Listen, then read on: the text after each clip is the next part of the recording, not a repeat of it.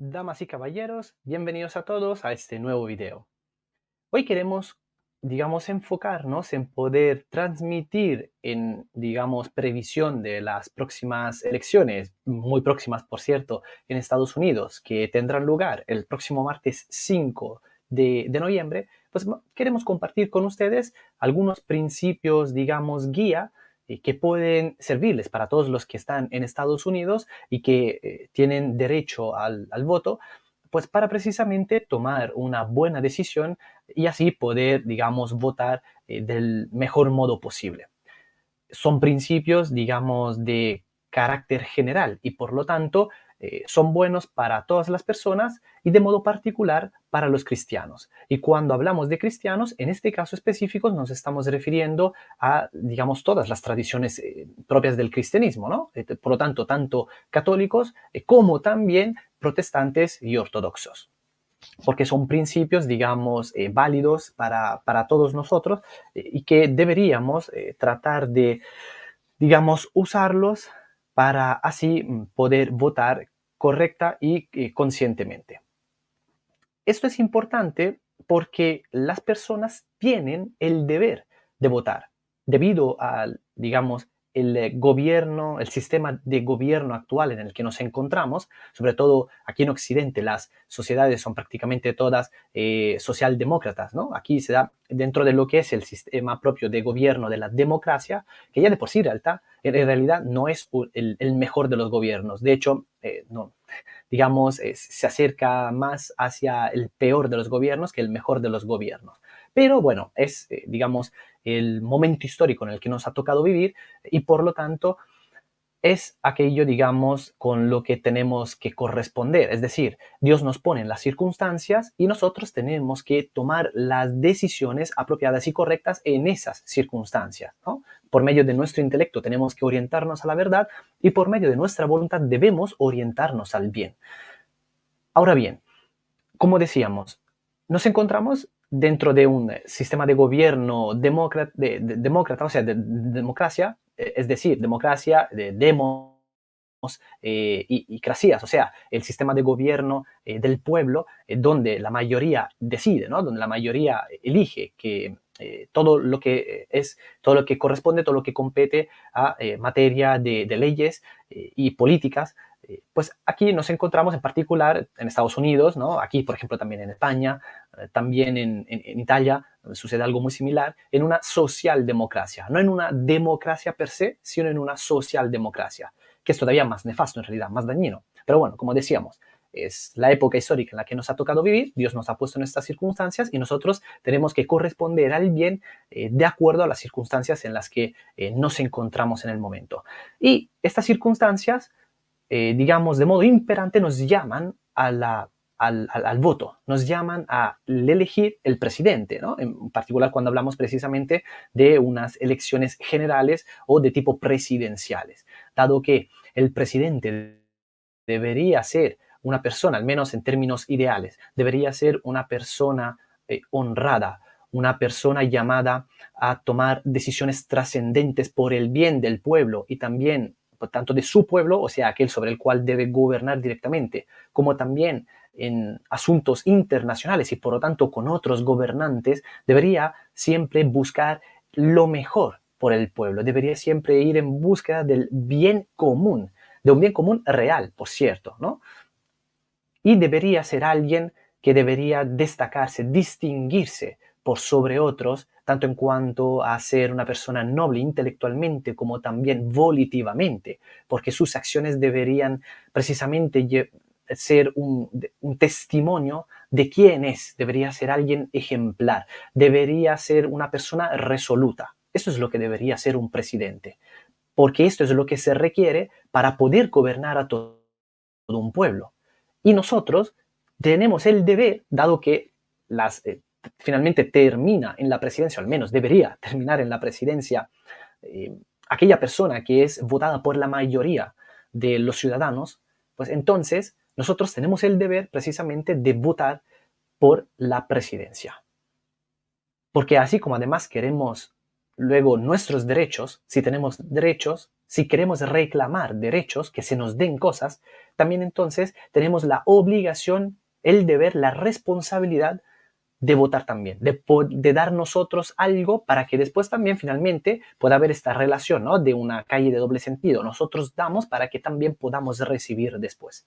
Así es como funciona, sobre todo, como decíamos, en un sistema político, en un gobierno democrático, ¿no? Así al menos es como debería funcionar. Luego vemos que hay algunas excepciones, pero bueno, esto sería lo ideal. Y nosotros como cristianos deberíamos, por tanto, hacer esto. Deberíamos involucrarnos en tal ámbito, en tal asunto. Dado que vivimos, nosotros, hombre, somos animales políticos, son racionales, ¿no? Y otras cosas se le podría acuñar como lo que es la definición de hombre, de persona, pero también, entre otras cosas, como decíamos, somos también políticos. Entonces, no es que únicamente somos racionales en el sentido que poseemos intelecto y voluntad para obrar en beneficio nuestro, ¿no? Y de un modo que redunde siempre en nuestro bien, sino que también tiene que ser un bien, digamos, vinculado al de otras personas. De modo análogo, tenemos un sistema de gobierno también en la familia. Al menos el sistema de gobierno natural dado por Dios en la familia debería ser precisamente el de que el hombre debería ser cabeza de familia, la mujer debería ser, digamos, su aliado en absolutamente todo. Con esto no estamos hablando, digamos, de ningún tipo de sumisión de la mujer hacia el hombre absoluta, como plantea hoy en día, por ejemplo, tanto la ideología de género como también el feminismo, en particular el feminismo de género, que básicamente lo único que quieren es, digamos, contraponer el hombre con la mujer para poder de ahí crear un conflicto y así permitir que, pues, permitirle a tales ideologías permanecer vivas y digamos, llegar a obtener determinados beneficios propios para sí mismos, porque sin conflictos entonces no podrían persistir tales ideologías, y sin tales ideologías entonces los poderosos no podrían seguir teniendo su autoridad, su poder, su dinero, y es lo que sin embargo quieren seguir teniendo. Así que no estamos hablando de esto en este sentido. Aquí hablamos de un tipo de sumisión buena, como aquella, por ejemplo, que se da entre un jardinero y una flor, de modo análogo. Es decir, si a la flor el jardinero la maltrata, ¿qué va a hacer la flor? Obviamente se va a terminar marchitando, se va a terminar muriendo. Mientras que en cambio, si trata bien a la flor, si la trata bien desde el inicio, pues la terminará floreciendo y de un modo siempre más hermoso, siempre mejor, siempre más apetecible, porque precisamente hay un buen trato de parte del uno hacia el otro y finalmente el otro también le va a poder corresponder del modo debido. Entonces, en el sistema de gobierno natural de la familia tenemos al hombre como en cuanto esposo y padre y a la mujer en cuanto esposa y madre, ¿no? En particular cuando tienen hijos, los hijos como aquellos que también deben darle sumisión a los padres, digamos, por iguales, ¿no? Reconociendo siempre también el rol de cada uno y que aquí no se debe dar un tipo de sumisión absoluta en el sentido de que, bueno, aquí en virtud de mi voluntarismo, ¿no? Por ejemplo, yo como hombre, yo como padre, como esposo, tomo la decisión sin importarme absolutamente nada, sin importarme el bien, sin preocuparme, digamos, por aquello que piensan y sienten mi esposa y mis hijos, porque aquí mando yo, soy el hombre de la casa, yo soy el jefe y aquí se hace absolutamente todo lo que yo digo. Esto es un tirano, no es, digamos, un buen cabeza, no es un buen, digamos, líder, no es una buena autoridad, no es un buen rey, ¿no? Dependiendo del tipo, digamos, para seguir digamos, con la cuestión de las analogías, ¿no? De los gobiernos, para que podamos más o menos entendernos, ¿no? El voluntarismo siempre es malo, porque precisamente lleva a la tiranía, es decir, a obrar por el mal de aquellos sobre los cuales se está gobernando. De modo que un hombre, como cabeza de familia, debe moverse de otro modo.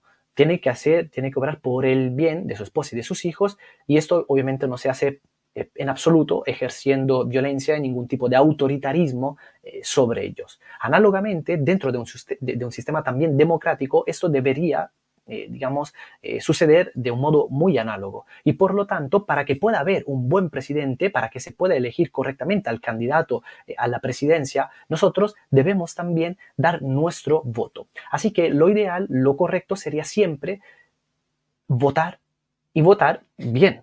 Debemos entender cómo funciona al menos a grandes rasgos, a grandes líneas, cómo funciona un sistema de gobierno. Por ejemplo, en Estados Unidos las cosas son un tanto distintas de cómo funcionan aquí en España y también en Italia, porque en Estados Unidos no hay partidos como tal, sino que hay senados que son senadores, perdón, que responden, que son representantes de una determinada persona, no individual, y de un determinado colectivo. Cuando muchos individuos se juntan entre ellos, bajo, digamos, el amparo del mismo senador, que sería, al fin y al cabo, un diputado, que finalmente en la Cámara de Diputados o en el Parlamento hace, número uno, leyes y número dos, también toma otras decisiones y elige también, digamos, al presidente. Por lo tanto, si bien es cierto que en Estados Unidos o sea, se vota por el senador y el senador es este que finalmente luego vota por el presidente, eh, de todos modos, aunque hay un intermediario, votar, ¿no?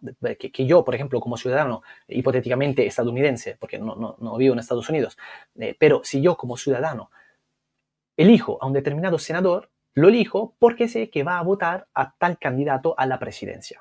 Aquí, en cambio, en España, en Italia, las cosas son un tanto distintas porque aquí no se vota en este sentido, sino que se votan partidos. Aquí hay partidos que son conjuntos de colectivos de personas que siguen una determinada, digamos, unos determinados ideales políticos y luego dentro del partido hay toda una serie de diputados y estos son los que, digamos, uno de estos o algunos de estos se, digamos, se postulan para como candidatos para la presidencia y esos diputados son los que toman la decisión. Sin embargo, aquí no hay manera de poder escoger a un diputado con la certeza, o sea, a un partido con la certeza de que luego todos los diputados que que constituyen, que conforman ese partido, terminen precisamente, digamos, eligiendo a esa persona que a nosotros nos gustaría que estuviera en la presidencia. Así que aquí es algo un poco más arriesgado, dado que nos encontramos más bien en un sistema de partidocracia, ¿no?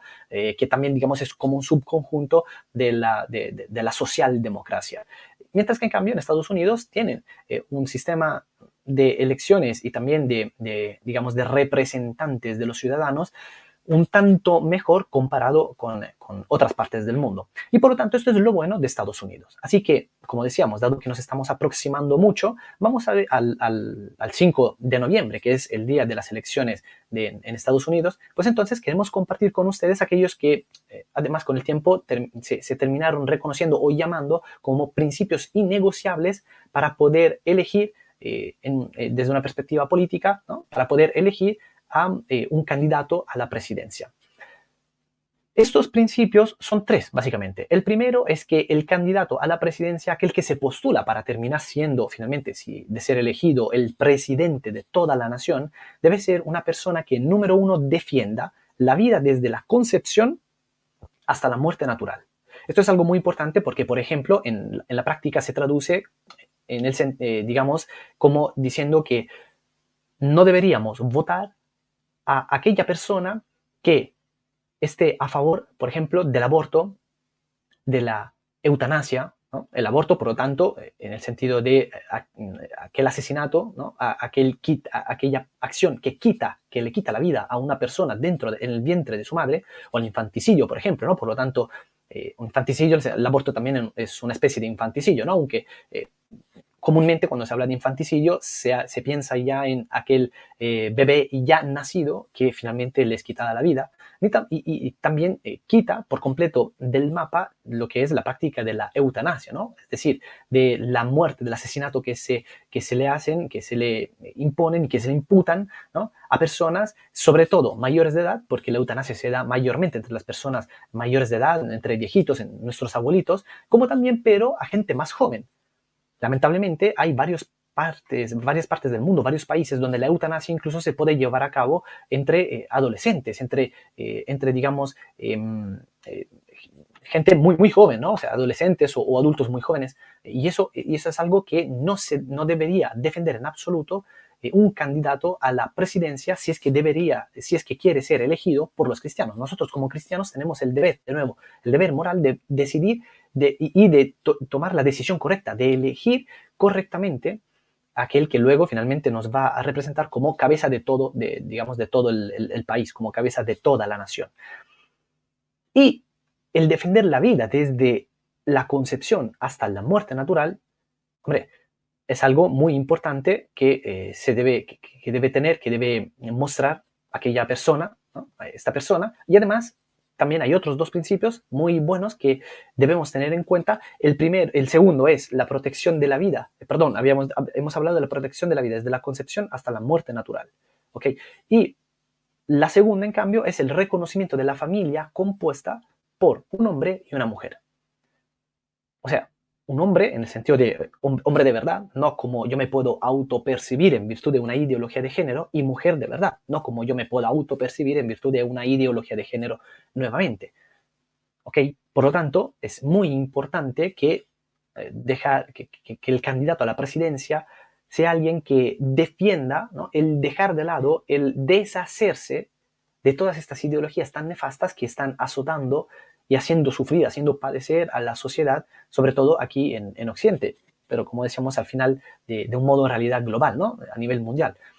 Por lo tanto, que pueda haber una familia, por ejemplo, con tendencia homosexual, ¿no? De dos hombres o dos mujeres, o familias, por ejemplo, de dos hombres con una mujer, o una mujer con dos hombres. O sea, todos estos modos de familias, entre comillas, porque en realidad ni siquiera son propiamente hablando familias, deberían ser dejados afuera, no se deberían defender en absoluto. Y el tercero es el derecho de los padres sobre la educación de los hijos.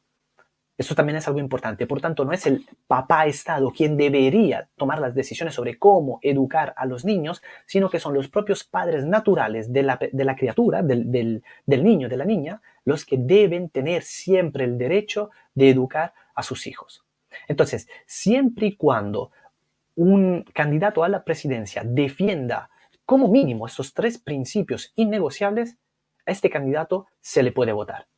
Y si, por ejemplo, hay un candidato que, no sé, defiende dos de los tres principios, ¿qué deberíamos hacer? Deberíamos elegir el llamado mal menor.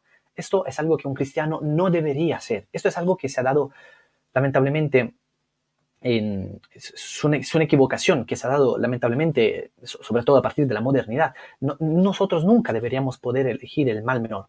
Primero, porque nadie elige un mal per se, propiamente hablando, sino que se elige siempre un bien. El bien puede ser real o puede ser aparente. El bien aparente es, en realidad, propiamente hablando, un mal, pero nunca se presenta ante nuestra voluntad como un verdadero mal, sino que siempre se nos aparece como que si fuera un bien. De ahí que se llama bien aparente. Entonces, en realidad, ya de por sí está, digamos, mal expuesto el postulado. No se puede hablar en realidad propiamente hablando de mal menor. En segundo lugar, nosotros nunca deberíamos elegir en absoluto el mal menor, sino que siempre debemos ser conscientes de que debemos elegir el bien. Por lo tanto, si hay alguien que se presente a la presidencia y que no esté dispuesto a cumplir como mínimo con estos tres principios, entonces no debería en realidad ser votado. Así es como la cristiandad siempre ha obrado, así es como la iglesia siempre lo ha profesado también.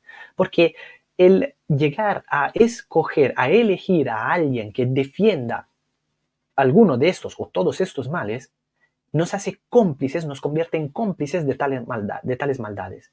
Y desde, por ejemplo, una perspectiva, digamos, más propiamente hablando eclesial, incluso esto puede ser causa de excomunión para nosotros, ¿ok? Y que no se pueda, y que luego se tenga que resolver, se va a poder resolver solamente por medio de la confesión y de la conversión otra vez al bien. Por lo tanto, hay que abandonar ese mal para volver a abrazar el bien. Así que tengamos cuidado con lo que hacemos y tratemos de elegir bien, tratemos de votar correcta y conscientemente a aquel candidato a la presidencia que digamos, nos llama a lo mejor la atención. Así que fijémonos primero en estos tres principios porque son trascendentes. Luego vamos a abordar también, se pueden abordar otras cosas, se pueden ver qué otras cosas proponen estos candidatos a la presidencia. Pero primeramente debemos ir al fundamento. No podemos fijarnos en el tejado, en el techo de una casa si los fundamentos están mal. Porque si nosotros compramos una casa simplemente porque tiene un lindo techo, unas lindas paredes, sin percatarnos de que, sin ver que los fundamentos están deteriorándose, que están en un estado pésimo y que se está por derrumbar la casa, pues después de haber comprado la casa, se nos va a caer encima.